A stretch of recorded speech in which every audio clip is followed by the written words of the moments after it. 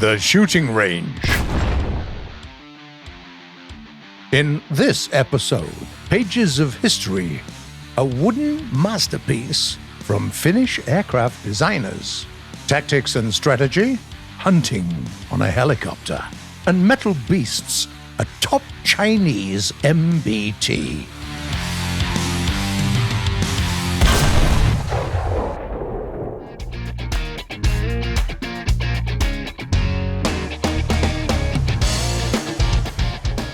Our guest today is a modern MBT called the ZTZ-96 that you can find at BR 9.7. By the way, this is the first representative of Chinese armored vehicles in the history of the shooting range. Its excellent gun allows it to shine among other support machines. The main weapon of the tank is a 125mm smoothbore gun, equipped with a carousel autoloader. Its elevation angles are from -6 to 14 degrees. Additional weapons, an anti-air machine gun, and another one paired with the main weapon. In the frontal part, the tank is protected by multi-layer composite armor. As for the layout of the machine, it's quite traditional. The driver is in the front of the hull, and the rest of the crew, along with the ammunition, are located in the center. The transmission and the engine are at the rear of the tank. Its firepower is beyond praise. This is the first Chinese tank armed with a 125mm cannon. It clearly demonstrates the influence of the Soviet tank-building traditions. The APFSDS rounds penetrate almost 470mm of armor, and the powerful HE rounds easily disable your opponent's cannons, and sometimes become fatal if you aim at their hull roofs. Finally, this is truly a modern combat vehicle, so it's equipped not only with smoke grenade launchers, but also with an ESS, a laser rangefinder, and night vision devices. If we talk about the shortcomings of this machine, then the main one is lack of speed. It manifests in literally everything. The engine's power density doesn't exceed 18 horsepower per ton, limiting both the acceleration and the maximum speed. Reverse is also quite slow, 7 kilometers per hour. ZTZ-96 wasn't created to be the first to capture points or engage in battles in the front line, nor can it quickly flee from the danger. And even despite the autoloader, the reload takes 7.5 seconds, which is longer than in the vast majority of other MBTs. However, thanks to its good firepower, the ZTZ-96 feels great as a support machine. It can confidently defend the flanks, methodically getting rid of those who think themselves to be as fast and deadly. And if the fray in the center of the map turned out to be protracted, there is a chance to participate in it as well. But the important thing to remember is that your weapon's depression angle isn't that big. So this Chinese tank will be more effective on city maps or on plains, rather than among hills and ravines.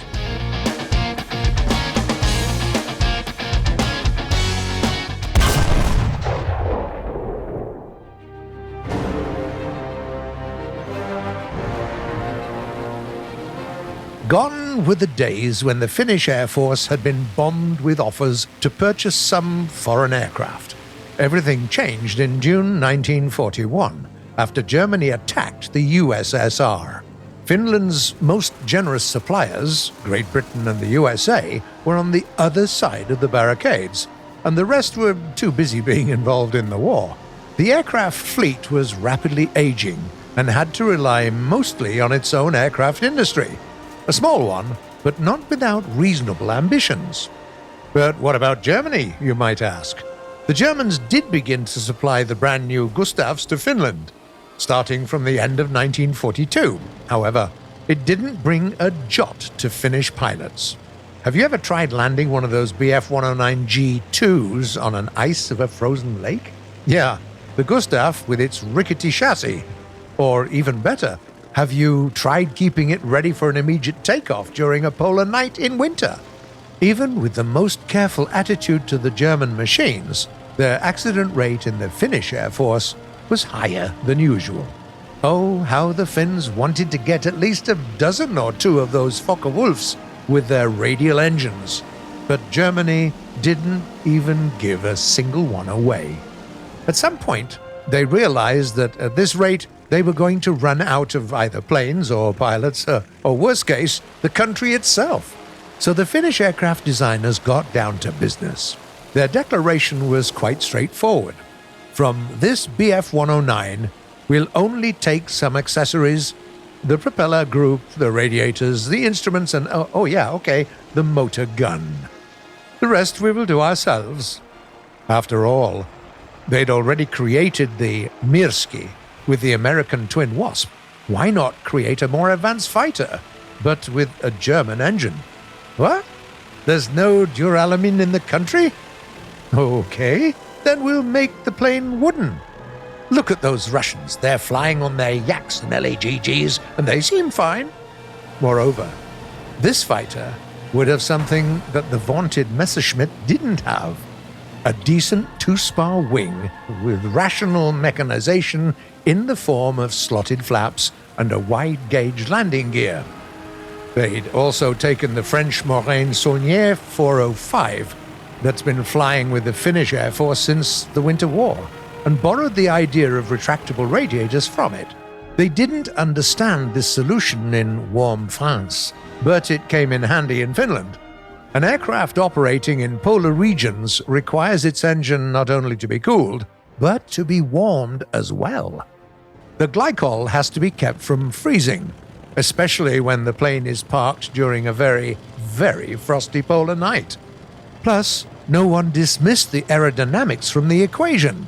Removing the radiators and their resistance from the airflow is great if you want to, say, catch a Soviet bomber in a dash. Could that Messerschmitt do something like that? No, it couldn't. To be fair, the decision to use heavy wood led to the uprising of countless problems in different areas. The span of the two-spar wing had to be limited in order to somehow reduce weight. The damn German wood adhesive was so susceptible to low temperatures that it would become congealed by cold and then shatter like glass. Not to mention that the wooden fuselage performed all sorts of nasty tricks because of the same low temperatures. Imagine you drive the fighter out of the hangar, where the air is warm and humid, into the cold of the airfield, and enjoy a chilling sight of a wooden plane standing there and cracking very loudly. But in the end, the Finnish aircraft designers didn't fail, as well as the nerves of the very brave test pilots who not only took off in this plane, but also practically determined its limits. It turned out that the Pyromirsky, that's the name of the fighter, could give an outstanding flight performance despite being made of wood. One could be rightfully proud of this result. However, the tests were completed only by November 1945, when the Second World War had already come to its end, and the mass production of this fighter was meaningless. The only existing aircraft of this name, which flew for less than 30 hours, after which the Pyromirsky became a display item in the Warm Museum of the Finnish Air Force. Yet another reminder to Willy Messerschmitt that his Bf-109 could have been corrected, and not only in metal, as they did in Italy, but also in wood. And in the digital realm as well, we might add. With the update 1.93, this aircraft joined the War Thunder fleet, making it possible to take it into the sky and evaluate what the Pyromirsky would be capable of in real battle. In addition, its new owners will get access to a full-fledged tree of Swedish aviation in the next major update.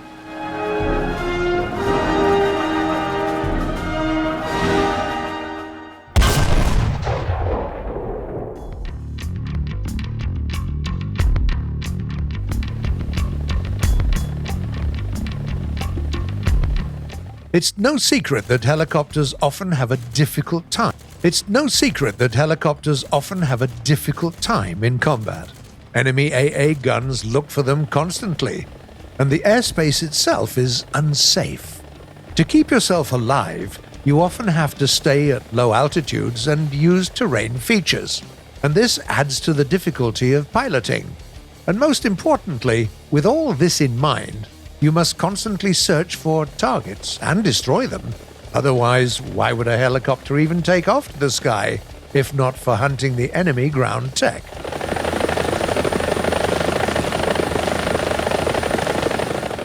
A wise choice and a skillful use of various payload options are extremely important for a productive pilot. Let's see, what do we have in our arsenal? First of all, we have air bombs that are available only to Soviet helicopters. But even for them, it's a rather exotic choice. It's not an easy task, competing in the effectiveness of bombing with recognized professionals in this matter, the actual bombers. Unlike them, helicopters don't have a special sight, so you'd have to drop the bombs by eye. At the same time, you'd have to catch the moment when the enemy AA fire is temporarily suppressed, so that you could at least think about approaching the battlefield. Finally, even minor maneuvers during the bombing make your helicopter slip, which worsens the drop accuracy that is low enough as it is. In the end, though this type of payload was historically available for helicopters and accordingly implemented in the game, it's more useful in various challenges than in getting actual frags. Unguided missiles are similar to bombs in terms of their application. Yes, the accuracy is much higher, but you still need to approach the enemy and find yourself in a position where even the slowest anti-aircraft gun will cause you a lot of problems. You have to wait until the enemy SPAAGs are cleared by your allies, because until that moment, you won't be able to fly above the tank map without getting wrecked. Now, ATGMs are undoubtedly our main type of weapon against ground targets, including AA guns without anti-aircraft missiles, which means that they almost certainly can't compete with helicopters in terms of striking range. At the same time, the accuracy of a guided ATGM can be so high that if you have some dexterity, you'll be able to even aim at individual modules of your target. The range of these missiles gives you undeniable advantages. However, the further you are from the target, the more difficult the guidance becomes. And you can't get any closer because at high ranks you compete with top-tier air defense systems. It's safer to keep your distance, but then your ATGM takes forever to get to the target. For example, it may take about 30 seconds to cover a distance of 8 kilometers. But the situation in the sky changes second by second, and if you get carried away by guiding the rocket, you can easily become a victim of an enemy fighter or miss the launch of an AA missile. To simplify firing and guiding the ATGMs to ground targets, and to facilitate the piloting process, the top helicopters receive telecontrol target tracking devices in the update 1.93. Let's find out how they work. First, we need to start tracking the target.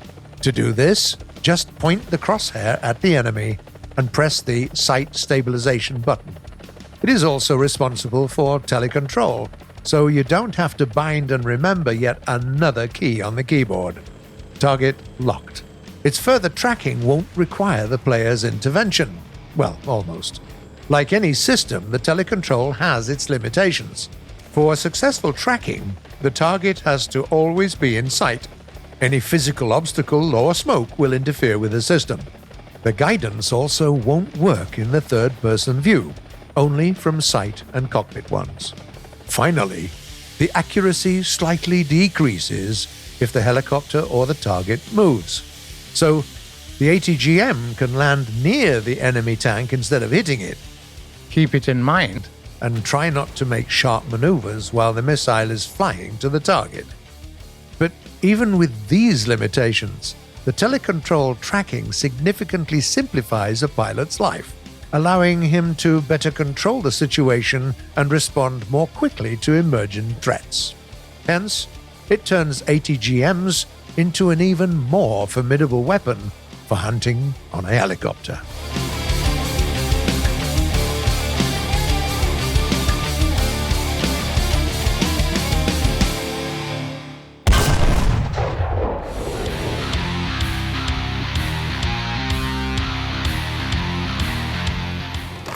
The first message was sent by a player called Assassin Enzo 137. What's the fastest tank in the game?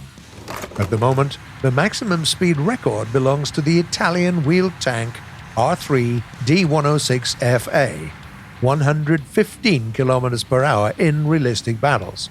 But if we talk about battle conditions and classic tracked vehicles, then you can speed the French AMX 40 and the German Leopard 2K up to 55 kph off-road. Then there's a question sent by Lightning Tommy. What's the difference between hull break and tank burnt down? In terms of combat perspective, there's none. Anyway, the tank is completely disabled and is sent to the hangar for repair. The difference is in the mechanics of inflicted damage. A tank burns down if there's a fire, and you can't douse it in time. And the hull break means that a light tank, or an SPAAG, was subjected to a kinetic or high explosive effect of such force that it destroyed the very structure of the hull. Another question came from Dennis. Will you add more to the Swedish tech tree in the future updates? You betcha. We already announced that a complete Swedish tech tree will appear in the game with the next major update. It will become the first available for those who buy the Swedish Saab 29 or the Finnish VL Pyramirski planes. And the last question for today was written by Ralph Oliver. When are we getting a video on reserve triathlon with tanks, planes, or ships? We can certainly try something like that, but we've actually already made a video about the best reserve tanks of different nations. You can easily find it by typing reserve in the search bar on our channel. Well, that's it for today. You've been watching The Shooting Range by Gaijin Entertainment, so come on, people. With all this valuable information, you need to subscribe to the channel and press that bell button. Now, you gotta leave a like because you love the info. And better, tell us what you think in the comments below. See you in a week.